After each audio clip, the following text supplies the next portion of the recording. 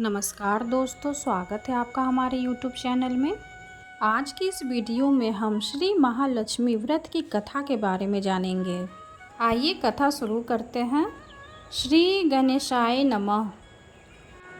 एक समय महर्षि श्री वेद व्यास जी हस्तिनापुर पधारे। उनका आगमन सुन महाराज धृतराष्ट्र उनको आदर सहित राजमहल में ले गए।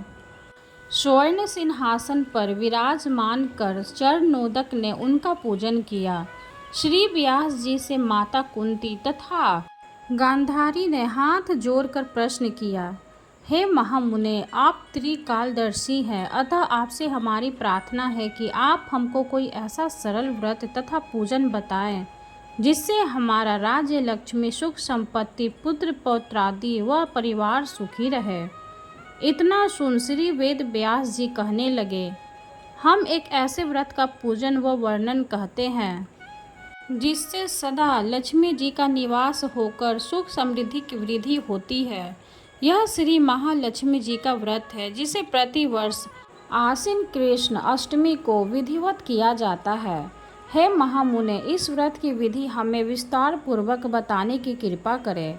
तब व्यास जी बोले, हे देवी, यह व्रत भाद्रपद शुक्ल अष्टमी से प्रारंभ किया जाता है। इस दिन स्नान करके 16 सूत के धागों का डोरा बनाएं, उसमें 16 गांठ लगाएं, हल्दी से पीला करें, प्रतिदिन 16 दूब व 16 गेहूं डोरे को चढ़ाएं। आश्विन कृष्ण अष्टमी के दिन उपवास रखकर मिट्टी के हाथी पर श्री महालक्ष्मी जी की प्रतिमा स्थापित कर विधि पूर्वक पूजन करें। इस प्रकार श्रद्धा भक्ति सहित महालक्ष्मी जी का व्रत पूजन करने से आप लोगों की राज्य लक्ष्मी में सदा अभिवृद्धि होती रहेगी। इस प्रकार व्रत का विधान बताकर श्री वेद व्यास जी अपने आश्रम को प्रस्थान कर गए। इधर समयानुसार भाद्रपद शुक्ल अष्टमी से गांधारी तथा कुंती अपने अपने महलों में नगर की स्त्रियों सहित व्रत का आरंभ करने लगी। इस प्रकार 15 दिन बीत गए। 16वें दिन अश्विन कृष्ण अष्टमी के दिन गांधारी ने नगर की सभी प्रतिष्ठित महिलाओं को पूजन के लिए अपने महल में बुलवा लिया। माता कुंती के यहाँ कोई भी महिला पूजन के लिए नहीं आई। साथ ही माता कुंती को भी गांधारी ने नहीं बुलाया। ऐसा करने से माता कुंती ने अपना बड़ा अपमान समझा। उन्होंने पूजन की कोई तैयारी नहीं की एवं उदास होकर बैठ गए। जब पांचों पांडव युधिष्ठिर, अर्जुन, भीम, नकुल और सहदेव महल में आए तो कुंती को उदास देखकर पूछा, हे माता, आप इस प्रकार उदास क्यों हैं? आपने पूजन की तैयारी क्यों नहीं की? तब माता कुंती ने कहा, हे पुत्र, आज महालक्ष्मी जी के व्रत का उत्सव गांधारी के महल में मनाया जा रहा है। उन्होंने नगर की समस्त महिलाओं को बुला लिया और उसके 100 पुत्रों ने मिट्टी का एक विशाल हाथी बनाया, जिस कारण सभी महिलाएं उस बड़े हाथी का पूजन करने के लिए गांधारी के यहाँ चली गई, लेकिन मेरे यहाँ नहीं आई। यह सुनकर अर्जुन ने कहा, हे माता, आप पूजन की तैयारी करें और नगर में बुलावा लगवा दें कि हमारे यहाँ स्वर्ग के ऐरावत हाथी की पूजन होगी। इधर माता कुंती ने नगर में ढिंढोरा पिटवा दिया और पूजा की विशाल तैयारी होने लगी। उधर अर्जुन ने बाण के द्वारा स्वर्ग से ऐरावत हाथी को बुला लिया।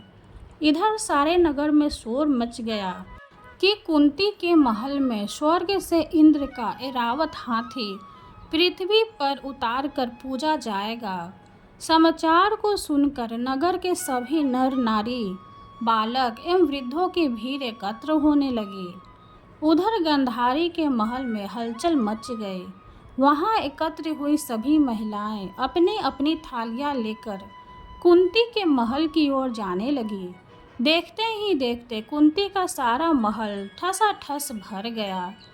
माता कुंती ने ऐरावत को खड़ा करने हेतु अनेक रंगों के चौक पुरवाकर नवीन रेशमी वस्त्र बिछवा दिए।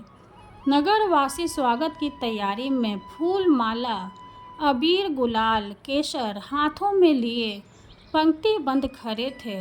जब स्वर्ग से ऐरावत हाथी पृथ्वी पर उतरने लगा तो उसके आभूषणों की ध्वनि गूंजने लगी।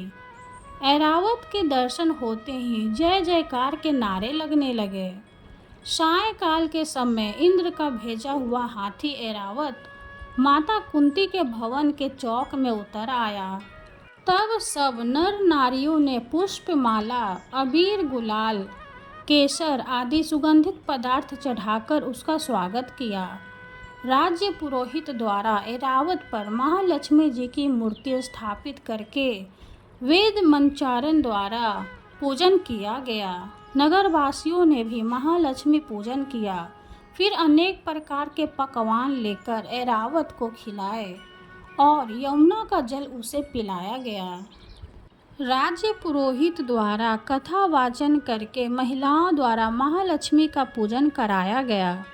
16 गांठों वाला डोरा लक्ष्मी जी को चढ़ाकर अपने अपने हाथों में बांध लिया। ब्राह्मणों को भोजन कराया गया। दक्षिणा के रूप में स्वर्ण आभूषण, वस्त्र आदि दिया गया। इसके बाद महिलाओं ने मिलकर मधुर संगीत लहरियों के साथ भजन कीर्तन कर संपूर्ण रात्रि महालक्ष्मी व्रत का जागरण किया। दूसरे दिन प्रातः राज्य पुरोहित द्वारा वेद मंचारण के साथ जलाशय में महालक्ष्मी जी की मूर्ति का विसर्जन किया गया। फिर ऐरावत को विदा कर इंद्रलोक को भेज दिया गया। इस प्रकार जो स्त्रियां श्री महालक्ष्मी जी का विधि पूर्वक व्रत एवं पूजन करती है उनके घर धन धान्य से पूर्ण रहते हैं तथा उनके घर में महालक्ष्मी जी सदा निवास करती है। इस हेतु महालक्ष्मी जी की यह स्तुति अवश्य बोले।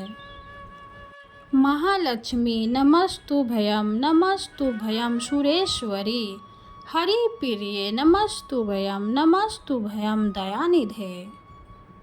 कथा समाप्त हुई। वीडियो अगर अच्छी लगे तो लाइक कर दें, चैनल को सब्सक्राइब कर दें। धन्यवाद।